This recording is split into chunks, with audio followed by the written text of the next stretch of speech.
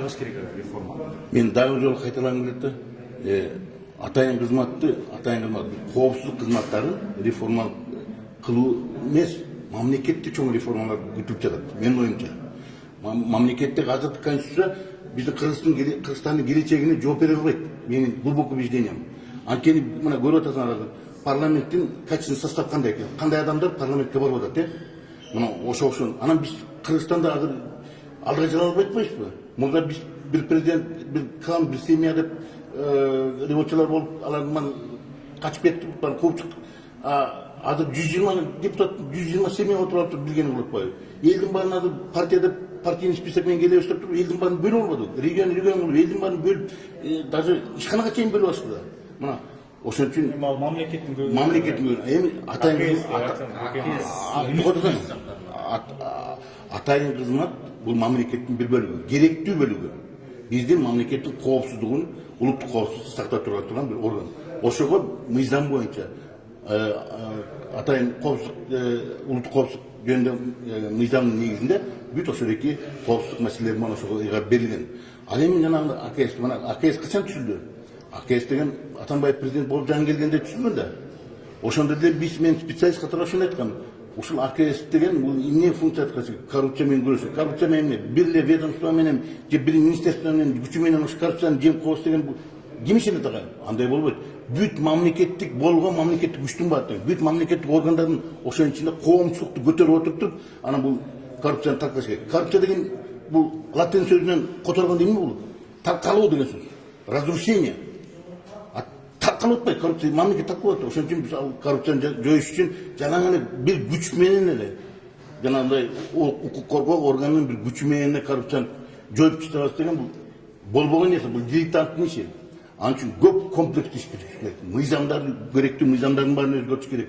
Керектүү мамлекеттик органдардын баарын ошого катыштырыш керек. Коомдук уюмдардын баары керек. Коомду көтөрүп туруп, ошол коррупция менен заниматься эткен адам коомдун ичинде басып жүрбөгөндөй кырдаал түшүш керек. Аны менен эч ким саламдашпагандай, президент айткандай, саламдашпагандай кырдаал түшүш керек.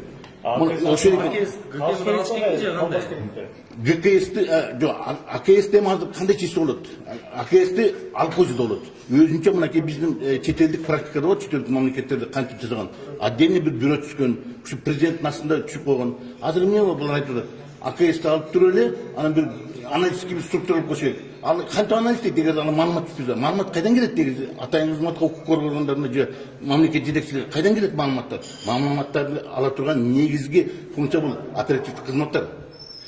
Маалымат, керектүү маалымат, ошонун ичинде жана чет элдик мамлекеттердин бизге болгон зыяны, террористтик экстремисттик уюмдардын бизге болуп аткан көрсөтүп аткан зыяндары, ошон үчүн коррупционерлердин кылып аткан жанагындай кылмыштуу иштеринин баары талаада жатпайт, көчөдө жатпайт, көчөдөн эч ким чагып берип алып келип көтөрүп бербейт. Ошон үчүн аны иликтөө иштер керек, жана ыкчам иликтөө оперативдик иштер керек.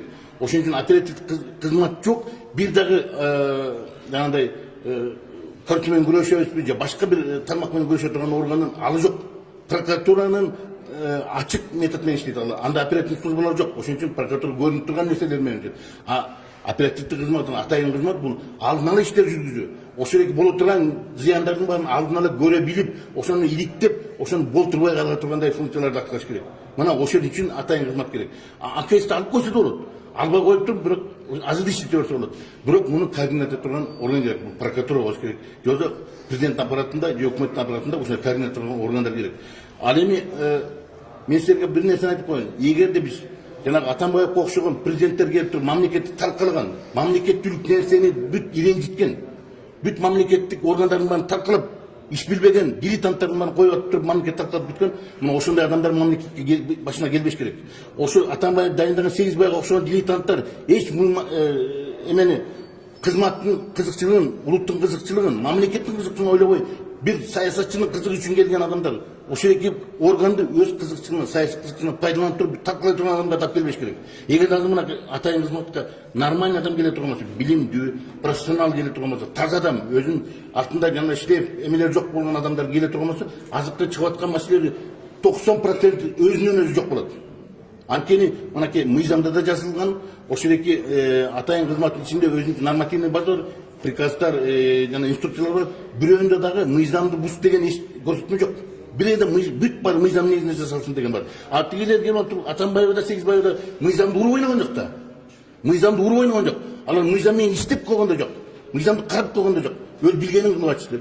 Мына ошондой ошолордон сакташ керек мамлекетти. Атайын кызматы талкалап болсо эгерде жана да айткандай, эгерде мамлекет анда мамлекет талкалабашка барабар бул. Атайын кызматтын бүт дүйнөдөгү мамлекеттердин де өзүнүн атайын кызматтары бар. Ал ошо экинин өзүнүн көз карандысыздыгын, ошо эки мамлекеттин коопсуздугун, улуттун коопсуздугун сактап тура турган органдар бардык мамлекетте бар. Ошон үчүн бизде да болуш керек. Бирок аны азыркы ондо туруп чыгып алып туруп кыйкырып бакырып отуруп аны реформа болбойт. Аны үчүн жанагындай кесипкөй адамдар, специалисттер керек. Коомчулуктан да кошуш керек. Кошуп алып турган отуруп алып туруп кыйкырып айкырык жок, аны издеп туруп эмне кылгыбыз келет? Ошо реформанын аягы эмне болуш керек?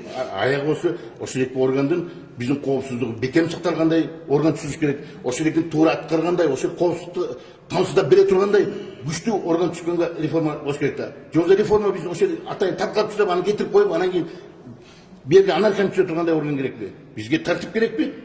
Демократия деп эле бар эле демократия эле